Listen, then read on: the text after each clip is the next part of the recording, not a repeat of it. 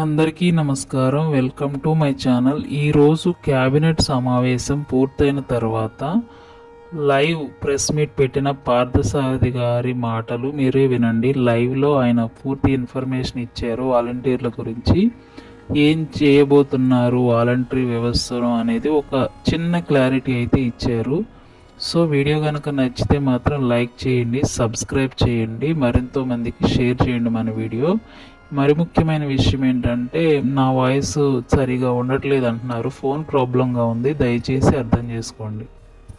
నష్టం గురించి, వాళ్ళకి అందించే నష్టపరిహారం గురించి కూడా జరిగింది. ఆల్రెడీ మీకు ఆ సమాచారం ఉంది కదా. ఇంప్రూవ్ చేసి సీరియస్గా ప్రజలకి ఈ వసతులన్నీ కూడా ఈ ఫెసిలిటీస్ అన్నీ కూడా అందుబాటులో తీసుకురావాలనేది లక్ష్యం. డిఫర్ చేశాం. ఏదైతే తీర్మానం ప్రవేశపెట్టారో వాలంటీర్ వ్యవస్థ, సచివాలయ వ్యవస్థ, గవర్నమెంట్ డిపార్ట్మెంట్స్ ఇంటిగ్రేట్ చేస్తూ ఒక సమగ్రమైన ఒక పాలసీ లాగా కానీ ఒక విధానం కానీ నెక్స్ట్ ప్రవేశపెట్టమన్నారు, సబ్మిట్ చేయమన్నారు.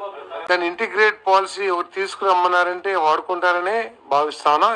దాని గురించి చర్చ కానీ నిర్ణయం కానీ తీసుకోలేదు కాబట్టి ఇప్పుడు ఏం చెప్పలేం. బట్ నెక్స్ట్ ఎప్పుడైతే ఇంటిగ్రేట్ చేస్తూ ఒక పాలసీ, సమగ్రమైన పాలసీ వస్తుందో అప్పుడు చెప్పగలుగుతాం.